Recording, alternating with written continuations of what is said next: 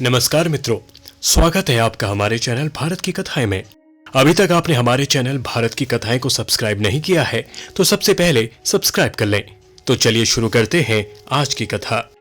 श्री राम के शासन में न तो किसी को शारीरिक रोग होता था, न किसी को अकाल मृत्यु होती थी, न कोई स्त्री विधवा होती थी और न ही माता पिताओं को संतान का शोक सहना पड़ता था।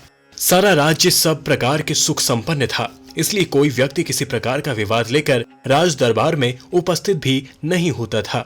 किंतु एक दिन एक कुत्ता राजद्वार पर आकर बार बार भौंकने लगा। उसे अभियोगी समझकर राज दरबार में उपस्थित किया गया। पूछने पर कुत्ते ने बताया, प्रभु, आपके राज्य में सर्वार्थ सिद्ध नामक एक भिक्षुक है। उसने आज अकारण मुझ पर प्रहार करके मेरा मस्तक फाड़ दिया है, इसलिए मैं इसका न्याय चाहता हूँ। कुत्ते की बात सुनकर उस भिक्षुक ब्राह्मण को बुलाया गया। ब्राह्मण के आने पर राजा रामचंद्र ने पूछा, विप्रव, क्या आपने इस कुत्ते के सिर पर घातक प्रहार किया था? अगर किया था तो इसका क्या कारण है? वैसे ब्राह्मण को अकारण क्रोध आना तो नहीं चाहिए। महाराज की बात सुनकर सर्वार्थ सिद्ध बोले, प्रभु, यह सही है कि मैंने इस कुत्ते को डंडे से मारा था। उस समय मेरा मन क्रोध से भर गया था। बात यह थी कि कल मेरे भिक्षाटन का समय बीत चुका था, तो भी भूख के कारण मैं भिक्षा के लिए द्वार द्वार पर भटक रहा था।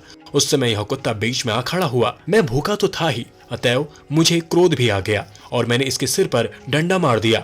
मैं अपराधी हूँ, मुझे दंड दीजिए। आपसे दंड पाकर मुझे नरक यातना नहीं भोगनी पड़ेगी। जब राजा राम ने सभासदों से उसे दंड देने के विषय में परामर्श किया तो उन्होंने कहा, राजन, ब्राह्मण दंड द्वार अवैध है, इसे शारीरिक दंड नहीं दिया जा सकता और यह इतना निर्धन है कि आर्थिक दंड का भी भार नहीं उठा सकेगा।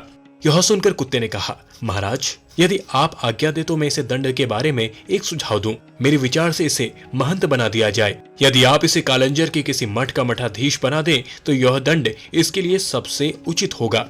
कुत्ते का सुझाव मानकर श्री राम ने उसे मठाधीश बना दिया और वह हाथी पर बैठकर वहां से प्रसन्नता पूर्वक चला गया।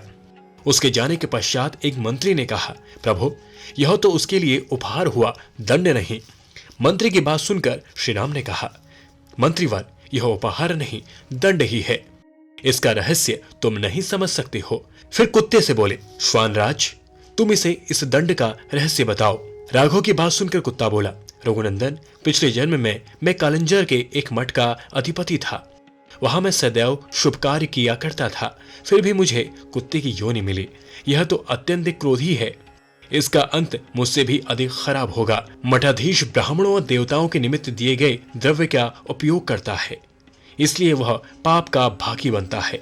यह रहस्य बताकर कुत्ता वहां से चला गया। अभी तक आपने हमारे चैनल भारत की कथाएं को सब्सक्राइब नहीं किया है तो सबसे पहले सब्सक्राइब कर लें। चैनल को लाइक और शेयर करना ना भूलें।